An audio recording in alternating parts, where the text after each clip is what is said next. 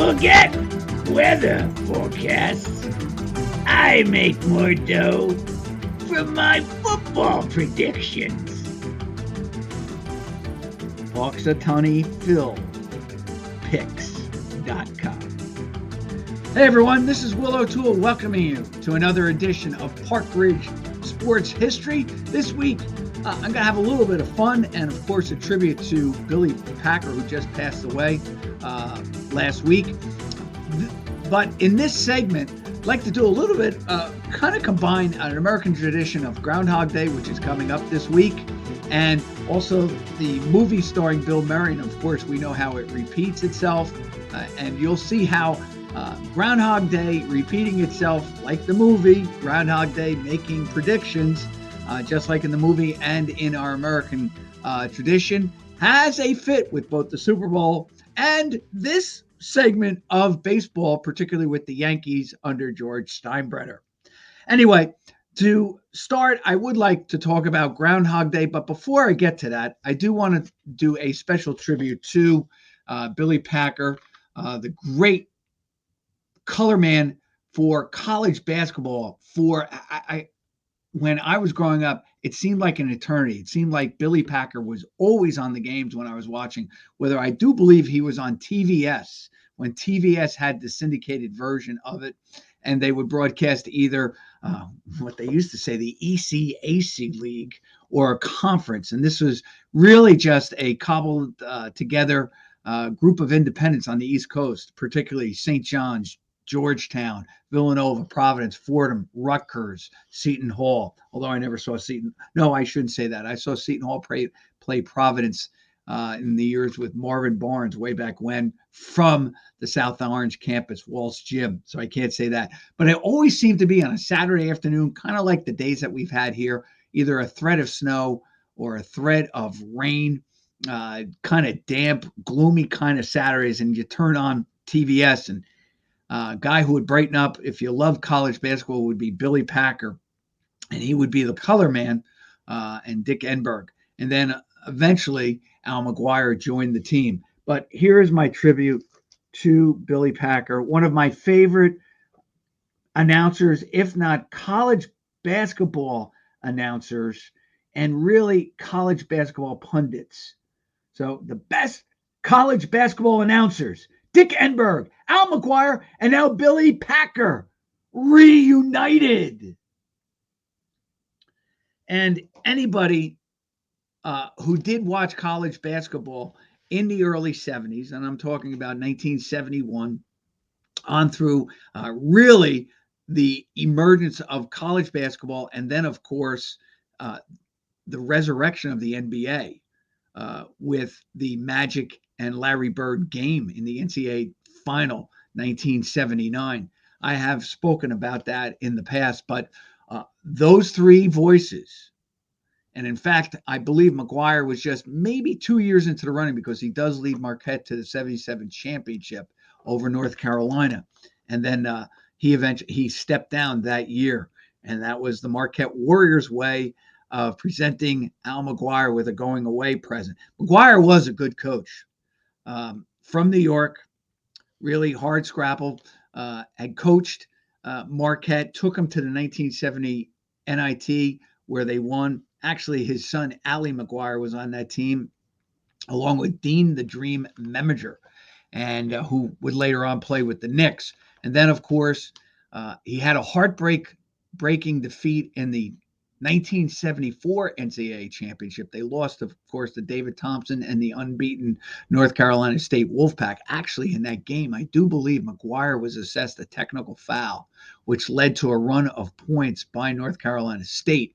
And Marquette loses by about 6 or 8 points in that game. And then, of course, he does actually get a little bit of revenge against the ACC, and he does beat the dean of college basketball, Dean Smith, in a classic 1977 game, which featured two Jersey City guys, Michael Corrin playing for the Tar Heels, and Jimmy Boylan, who played for the Marquette Warriors. And I know that Michael Corrin played at Hudson Catholic.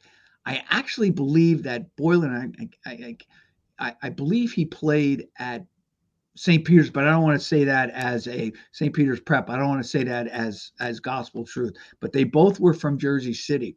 And actually, just a shout out to my cousins, they actually played ball with them or against them on, on the courts in Jersey City.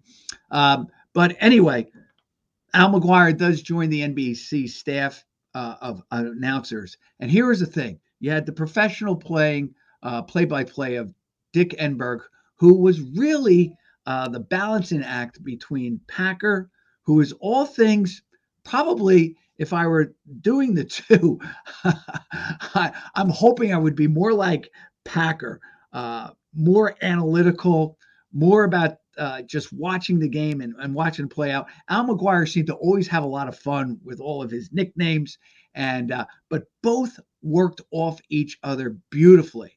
And for a network team, it was tremendous.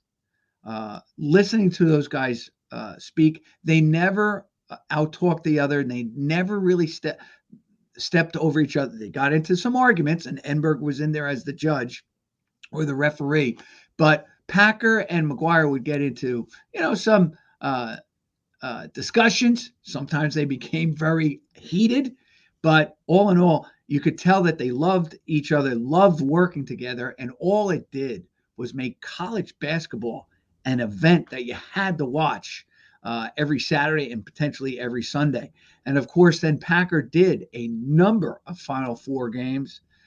He was on the 1989 game in which Seton Hall, I'm still crushed, loses to Michigan in overtime on those two free throws by Ramil Robinson. I was crushed. And at that point, the Final Four moved from NBC to CBS. So Jim Nantz, I do believe, was on the play-by-play. But really, what made the NCAA tournament was, of course, and everyone points to it, and it really is true, was the 79 battle between Magic and Bird. Now, there was a lot of hype before that game. And I think the beauty of it was there was hype, but remember that they played Saturday, would be off on Sunday. And that particular year, I do believe it was Easter Sunday, and then they played Monday night. So it wasn't too overhyped, if you know what I mean. But Bird was a story that year.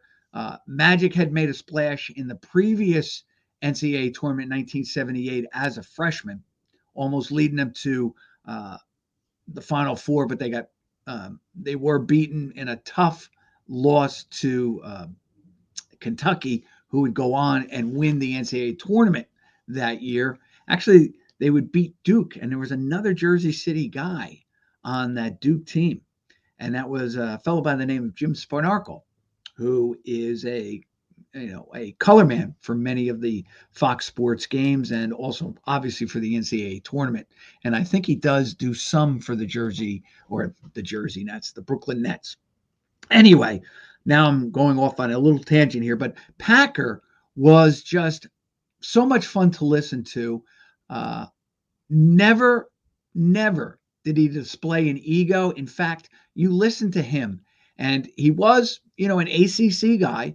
I never realized that his dad was the Lehigh head coach, and that Packer does go to Wake Forest, does lead Wake Forest to the NCAA tournament. And in fact, I think they went to the Final Four with him in the backcourt.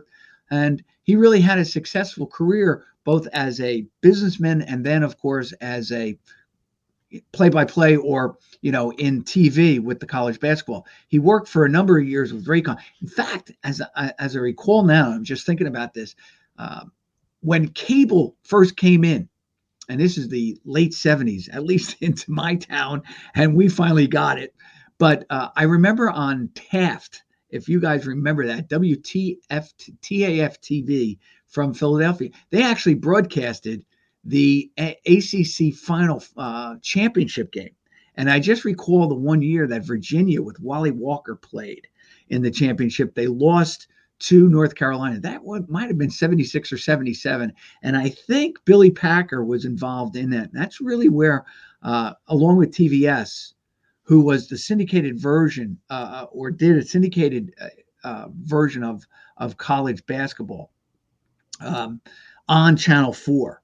So it was different. Sports then was different. I really can't go into it right now because, one, it would be long and arduous to explain. But number two, I know that I would probably have my facts wrong about this, but know this, that college basketball is kind of syndicated by this one company, TVS, and then they would sell it to, let's say, NBC, and then they would broadcast the games.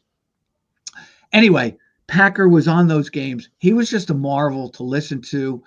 He was always chock full of nuggets of information. And the interesting thing is, his son, who does that ACC network every night, um, he looks like a spitting image of Billy Packer, although he looks much taller, much bigger than his dad.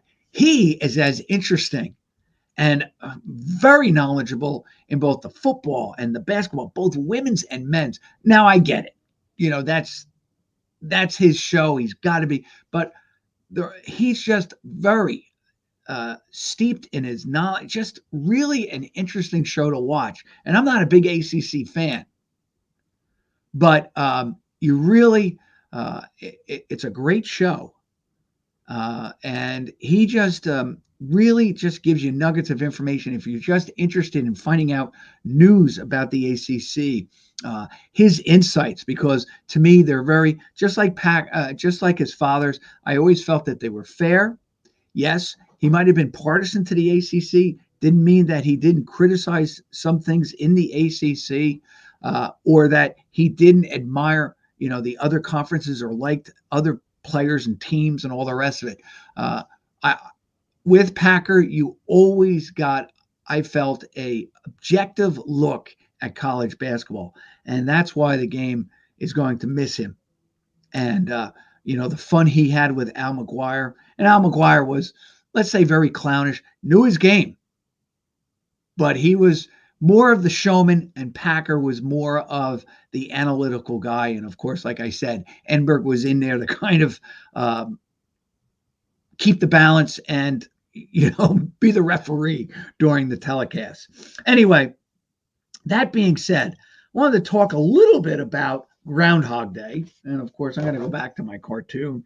And I love the Super Bowl now being in February because I have tied in Groundhog Day with the Super Bowl in some way, shape, or form. Because let's face it, the Super Bowl is no longer just a game; it is now an event. It is part of what I consider Americana. It is a holiday, much in the same way as Groundhog Day is, to a certain extent. Let's say St. Patrick's Day or April. Well, I shouldn't even say April Fool's Day, but just that it is a holiday. There is partying.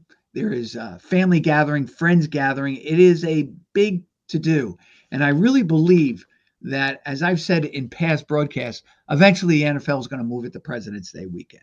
I don't know how they're going to, well, I know how they can do it, and it wouldn't be that hard. Remember that this year it's February 12th, and then the following week is President's Day. So it would be very easy, either add another playoff or another week off during the regular season where the players could, mend, just refresh themselves, just have another week off. And it's really not that difficult. And then play it on President's Weekend. Now, would the NBA have a problem with that because that's usually their All-Star weekend? Perhaps. But I'm sure money could be a way to solve those things. And because everyone's always barking, nobody has a family gathering for the NBA All-Star game. I mean, they don't do it for Major League Baseball either, or the NHL hockey, or certainly not the Pro Bowl. But we do gather. And I really believe it has become a fixture because I think it's when it was originally played in January. And for most of the time, it has been played in January, even up in the last 20 years. But I do believe that people see it as that one last moment to get together before really the deep, dark winter sets in. But it also gives you hope that, okay, we only have a few more weeks, another 2 months of really brutal, cold damp weather, and then April is upon us. But I do think that a lot of people retreat to their houses. I know I do. There are many times when it's really cold out. I'm so happy to just get a pizza and sit and watch TV. I really don't need to go out to dinner or see friends. I'll call them instead. But it's just nice to sit home with your family, warm fire, a little pizza. But the Super Bowl is a little bit different. You do gather with friends and family, and it's a lot of fun.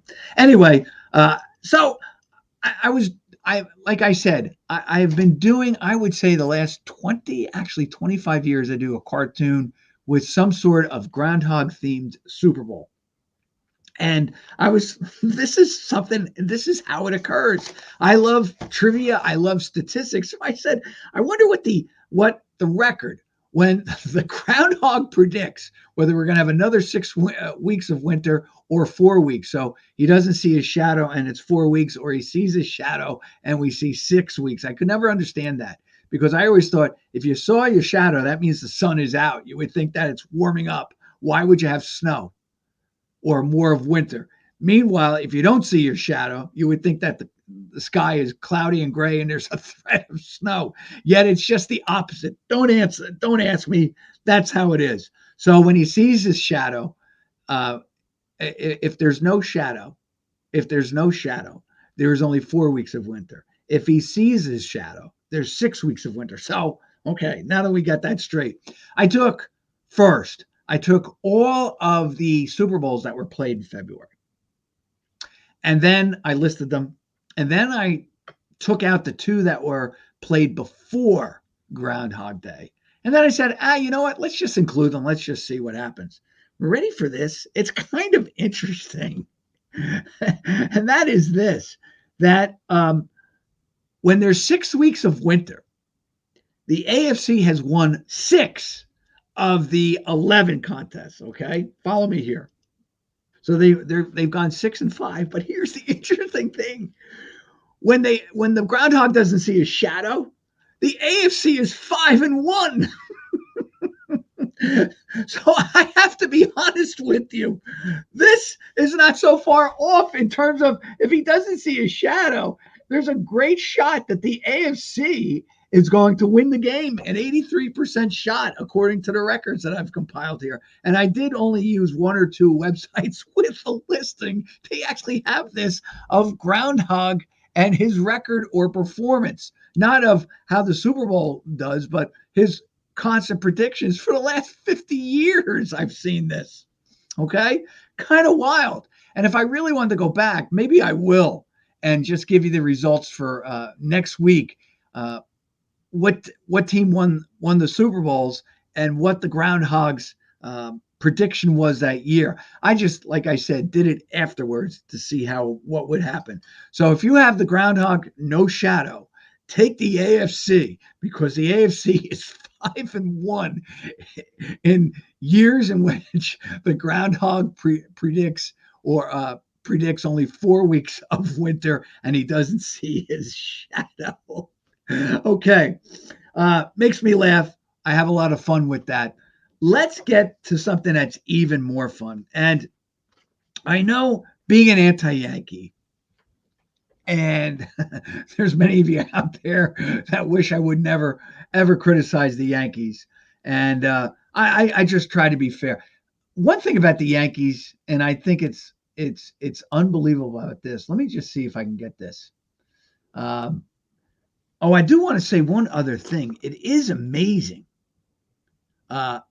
When I first started doing this, the AFC really dominated when we first started playing the Super Bowl in February. Do you realize that they actually won the first 5 Super Bowls? And then, of course, the NFC gives a stretch. Of course, with that AFC is the fact that you have, that dynasty called the New England Patriots. So I just want to get the New York Yankees up. I did a little study on the Yankees, and never being one of a George Steinbrenner fan, let me just say this. Do you realize he went through 23 managers? And this is where the Groundhog Day connection comes in.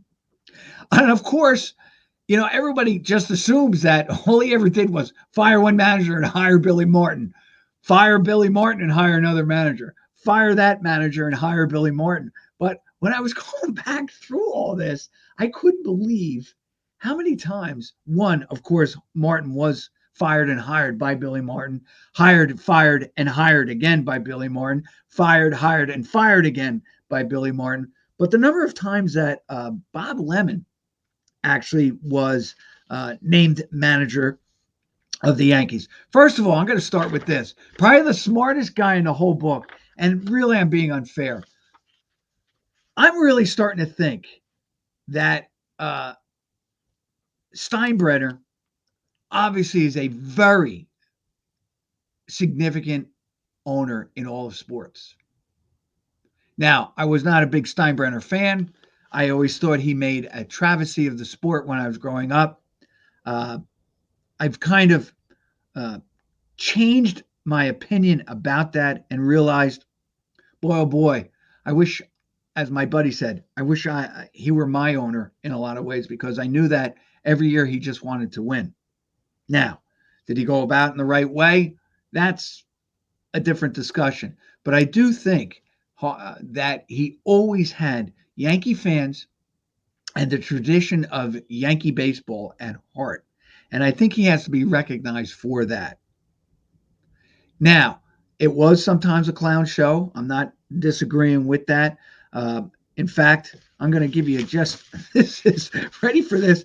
He went through 23 managers in his lifetime. Now, some were redundant, then made redundant, then redundant again because they were brought back and forth and all the rest of it. But I just want to start with the first page of managers that George Steinbrenner had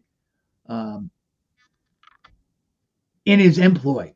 All right. We start with Ralph Houck, and I really don't think that you can deny that Houck was a good manager. Led the Yankees to a number of World Series wins. Ready for this? Houck, during that 60 run, remember that Houck is hired after Casey Stengel is fired after the 1960 World Series when they lost to the Pirates, in a great World Series. And one day, I promise, I still want to do the 66 Notre Dame game against Michigan State, because I always felt that Notre Dame and Eric Parsegian, I always thought, and I am being partisan, I'm a Notre Dame fan, but I want to look at that objectively as possible. I always felt that the press and fans were unfair to both Notre Dame and Eric Parsegian for certain things that occurred in that game. Remember, it was a tie of 10-10, and I'm going off. I'm digressing. Casey Stengel, 1960, he is fired. That was a great World Series. It was just one of those things that occurred where the Yankees just, the Pirates were able to figure out a way to win the close games, got brutalized in the blowouts. But it does take a couple of home runs by the Pirates in the late stages of Game 7 at Forbes Field. And maybe they don't win that series if it's played in Yankee Stadium. Okay? Hal Smith hits a big home run, 3-run home run. And then, of course, Bill Mazeroski hits the walk. I don't even want to. That's one term I really don't like. He hits the game-winning home run. It's really the only World Series that ends in a dramatic 7th game, bottom of the 9th. Home run to win it. I know Joe Carter has the walk-off with the Blue Jays, but that was only Game 6. This is the only one with Game 7, okay? So Ralph Houck is the manager of the Yankees when George Steinbrenner purchases the team. And it's interesting because Houck managed 3 years, was then he lost in 1963 to the Dodgers. Now, I can't remember, and I'm going to say he was probably fired or he stepped down. Yogi takes over and wins the pennant in 1964. And again, the Yankees lose a dramatic 7-game series, this time to the Cardinals. Yogi is replaced by Johnny Keane.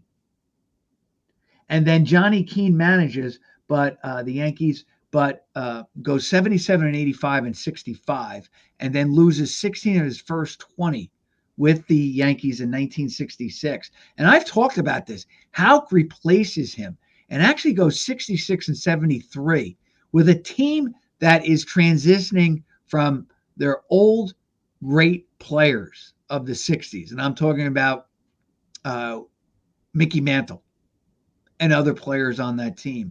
And they're transitioning to players like, and they have Tom Tresh and all those type of players from the early 60s that were big cogs in their winning in 62 and 63. But we're now really on the downside, even of their career, whether because of injuries or because, talent greets them and hits them right in the face, and they're not an elite player. That being said, the Yankees are going through a transition, and Houck actually goes 66 and 73, stays on, and manages them another 7 years, and then retires in 1973 after he goes 80 and 82. Now, he had been 80 and 82 the year before that, 79, 76, 82 and 80. Probably his best year in this run was 1970 when he was 93 and 69. He had Fritz Peterson and who made the All-Star team in 70, and he had Mel Stottlemyre, who was a really good pitcher. Unfortunately for Mel, he came up when the Yankees were going down. Had Mel pitched probably in the early, and it's always a big if, I get it. Imagine if Mel Stottlemyre had pitched for the Yankees in the late 70s or in the early 60s. He might be talking a Hall of Fame career. Because many times I equate, as I think about it now, Stottlemyre in many ways is very similar to like an Andy Pettitte type of player. He does make a number of all-star teams, wins 20 games a couple of times. He's a really good pitcher. He was just, unfortunately, with those crummy Yankee teams or the mediocre average teams. So Houck steps down, and his first manager he ever hires is Bill Virdon. Now, Virdon, I have to tell you, he's a good manager.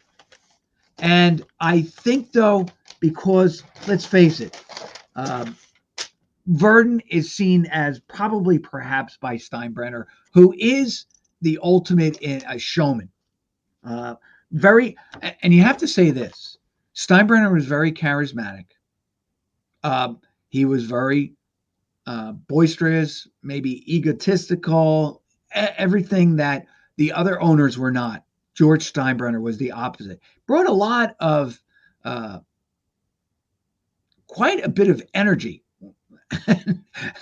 He did bring energy to baseball. And maybe baseball being very stoic, being very prosaic, maybe baseball needed an owner like this. All right. We do have Finley on the opposite side of the coast. He's also not really liked. We did a whole thing last week about the Oakland A's with Charlie Finley. And Charlie Finley is another bright, very innovative owner. I would say that they are probably as alike as they are opposite in terms of this. Steinbrenner, okay, he does have the resources, never frowned on paying his players, but expected much. Finley just didn't want to pay anybody. But I will tell you this, Finley really was perceptive, was a very good scout because let's face it, he gets Monday, he gets Bando, and he gets Jackson, all from the Arizona State program. He does hire Dick Williams as his manager after Williams leads, in 67, the Impossible Dream Team to the Red Sox to the World Series. And then, of course, they come one game from winning the whole thing. Finley made some great moves, always added depth, and that was my whole point last week with the A's, that it seemed like they were always tinkering with their bench. Much like the Yankees did in the 50s and 60s, added a player just right there, just perfectly situated. All right, seemed to do things for the A's that other ones didn't. And we talked about how they had Matty Lou in 72 as a pinch hitter. Then they got Vic Davalillo. Then they acquire, of course, Ray Fosse, and they trade Dave Duncan. They got a better defensive player in Ray Fosse. Not the offensive player because of injuries that he was, but still, Fosse is a leader and a great defensive player and plays for 2 World Series teams with those A's teams. And really, the A's, as I pointed out in 1974, boy, oh boy, they lived by the adage of Earl Weaver because they had a number of games where they hit 3-run home runs to really secure or put the team ahead and win the game. And I didn't mention this last week, but one of the big guys on that was Reggie Jackson, who hit a number of home runs with runners on base, but never a grand slam. But he always seemed to hit the big, he's just a great player. He's just a great player. Probably could have been better had he maybe focused a little bit more on average and just meet him, and maybe it wound up maybe with more home runs. I'll never know. I always thought he was a great opposite field hitter and just a really good ball player. Anyway, let's go through these. So hires Verdon. I don't think Verdon was the guy that Steinbrenner wanted. He's a good manager, very strategic, very quiet. And then after basically one season with Bill Verdon, actually, one full season with Verdon, he fires him, even though Verdon is 53-51, and hires for the first time Billy Martin. Now, to be fair to Martin, Martin is a good manager. Fiery, brings that, probably ignited the Yankees and all the rest of it. Gives fiery, enthusiastic. What's overlooked with him is that all his teams won. In fact, I just want to go to this. Ready? Prior to being with the Yankees, you got to remember, he managed the Minnesota Twins. They win a Western Division in the first year he's there. Yes, I know he has problems in Minnesota and gets fired. But then he's hired by Detroit. And Detroit hired him. It was a genius move by the front office because he's able to propel that team, that 72 Tiger team, which was aging. You have K-Line. They had acquired Frank Howard as a DH. They had Norm Cash. They had Mickey Lolich. They had Gates Brown. These were all old guys. This was like their encore performance, but also not just an encore performance, but a bowing out performance from their 68 team. And he was able to get them over the finish line. And you got to remember this. Martin loses a Game 5 to the Oakland A's. That was a game, actually, ironically, that Jackson got hurt scoring the winning run. Remember, he pulls his hamstring in that game, sliding home with the winning run. Really close games. That 72 season, that playoff was also marred by Bert Campaneller's, after he got hit by a pitch, flinging his bat just over the head of Lauren LeGros. And, of course, he would get suspended in the 73 season for a few games at the beginning of the year, but not for the playoffs. So that was 72. Martin wins. Goes to Texas, takes over for Whitey, and wins there. In fact, produces a 74 MVP in Jeff Burroughs. Now, and I really do believe this, I am sure he always wanted to manage the Yankees. He was Yankee through and through, even though, he had stops in Cincinnati, Kansas City, Cleveland, because he had a up and down career. He was clutch when he played with the Yankees in the World Series. Probably always wanted to manage the Yankees. I do believe that Martin saw that he was a brilliant manager and that he was he was a Yankee. You knew that he was loyal, and he hires him. And of course, he kept him. The Yankees under Martin improved to go 30-26. So, 53. The Yankees that year were 83-77. Martin improves them by 2 games, if you want to look at it that way. Then Martin in 76, with him at the helm. In 76 and 77, they win 197 games over those 2 years, including the World Series and 2 pennants. So he did his job. Then in 78, really everything just came down. The Yankees got off to a slow start. The Red Sox got off to a brilliant zoom. It was light year start. And remember, they were up by double digits in July. Martin is fired.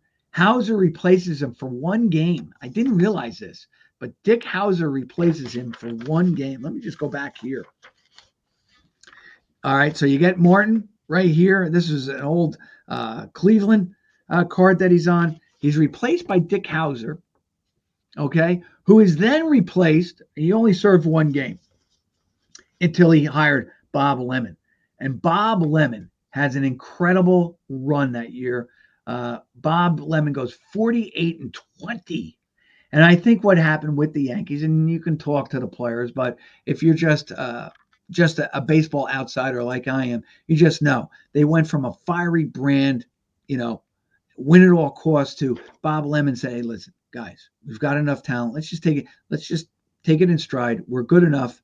So you went from really this guy always with his eyes popping out to a very subtle but kind of peaceful, even-keeled guy in Bob Lemon. And of course, really, this goes to show you sometimes you can win with the fiery tempered guy, and sometimes you can win with that serene guy who just, lets everybody just row the boat, and he just says, okay, a little bit to the left, a little bit to the right, and all the rest of it. But Lemon, of course, is part of that whole 1978 comeback.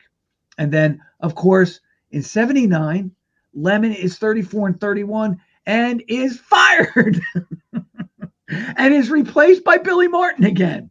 But Billy, of course, and everyone remembers that Thurman dies in 79, and it does take a toll. Remember, the Orioles got off to the same kind of start that the Red Sox did, except the Orioles were able to nail it down. Martin does go 55-40. So the team did impress and do something. But then Martin is replaced at the end of the year by Dick Howser. Howser actually wins 103 games in 1980, but then loses to George Brett in a 3-game sweep by Kansas City. And he is dumped. And that's the only way I can say it. George is livid that they lose, and he is dumped. And he is replaced by, ready for this, Howser is replaced by Gene Michael. And Michael lasts for 82 games. They actually go 48-34, and he's replaced, because this is 1981, by, again, Bob Lemon. And of course, let me just see. Oh, here he is. I do have it right. So he goes from Howser, fired after 1980, to Michael, and then to Bob Lemon. But Bob Lemon could not create the magic again. And he is kept for 14 games in 1982, and then is replaced, ready for this, by, of course, he is replaced by Bob Lemon. So you go from Gene Michael to Bob Lemon to Gene Michael to Bob Lemon. And then Bob Lemon steps down, and he is replaced by Gene Michael. And then they go to Clyde King. Now, King was there for the last 52 games. And I really believe it was more, 62 games. I really believe it was, this is 1982. Nobody was catching Milwaukee. The Yankees were just in disarray. And so they let him finish out the year to be replaced by Billy Martin. And he wins 91 games in 1983. But the Orioles are a buzzsaw that year and win the World Series. And then Martin is forced out, and he is replaced by Yogi Berra. He's replaced by Yogi Berra. And of course, I don't have all the cards up here, but you have to understand, he's replaced by Yogi Berra. I should have had Billy Martin's card up here again, but he is replaced by Yogi Berra. And then Yogi Berra goes 87-75. He does really well. Okay. These were not really good Yankee teams. They had flaws in them. They were heavily burdened with DH/outfield/first baseman. So they were not the five-tool players. Actually, this was the point where Steinbrenner was just looking at stats and not looking at metrics. If a guy hit 30 home runs in a small ballpark, he was just, and I'm just using that as an example, he was just putting him on the team. Remember, in 82, all of a sudden he started to love speed, and he signs Dave Collins from the Reds. Dave Collins never really did anything for the Yankees, and really it was not what they needed for Yankee Stadium. Anyway, so the Yankees are going through this identity crisis during the mid 80s. That's the best way I can say it. He goes out hires Martin after Burrow gets off to a 6-10 start. Probably his biggest mistake. He probably should have just let Burrow alone. Burrow is a good manager, really a good manager, and probably would have been a Hall of Fame manager if he didn't have a Hall of Fame career as a great catcher. That's how much I really feel that I just feel that he was a great manager. I think he was able to balance everything. He knew that everything, like Earl Weaver always stated, everything starts with the pitching. And of course, Burrow being a catcher knew that. And just take a look at his success with the Mets. I always tell you, chop off 72 where they get off to a great season, then they all get hurt, and then bring 73. And you can see the job that he did with that team that couldn't hit. They could pitch, some defense, but they couldn't hit. And he won 87 games if you kind of like chop it up. Anyway, but he does win a pennant in 73. All right, Billy Martin replaces Lou Piniella after Piniella has some problems. And ready for this, in 1988, Martin gets off to a 40-28 start and then 12 games over 500 and is replaced by Lou Piniella. And then Lou Piniella, of course, down here, basically the same kind of manager, I would say, that Billy Martin is. Does win a pennant in a World Series with the 90 Reds. He's replaced by Dallas Green, who had success with the 81 Phillies, kind of put them in their place. He felt, I guess, that the Phillies of the late 70s and 80s were a little soft. So he kind of got underneath their skin, and they win the World Series in 1980. And he's replaced eventually by Bucky Dent, who is under 500 in his he goes 18-22, then 18-31, where he's dumped for Stump Merrill. And I tell you the truth, Stump Merrill looks just like, it's amazing. He looks like Buck Showalter in these pictures. I did a double take. And of course, these were the lean years for the Yankees. But what people didn't realize, Buck is really helping to put that team together where they would become eventually the core four. He's fired, of course, and is replaced by Joe Torre. And the funny thing is, the rest is history because Torre inserts Jeter as his everyday shortstop. And of course, the Yankees win with that core four of Mariano, Jeter, Bernie Williams, and eventually Posada as their catcher. And of course, Andy Pettitte as one of their great pitchers, who I think will eventually make the Hall of Fame. And then my last little thing here, ready for this, Dick Hauser, for all you winning percentage guys, actually has the top winning percentage of any Yankee, 632, under George Steinbrenner. Then it's Joe Torre at 605, Billy Martin at 591, followed by Bob Lemon, 576, and Joe Girardi at 562, who averaged 91 wins a year.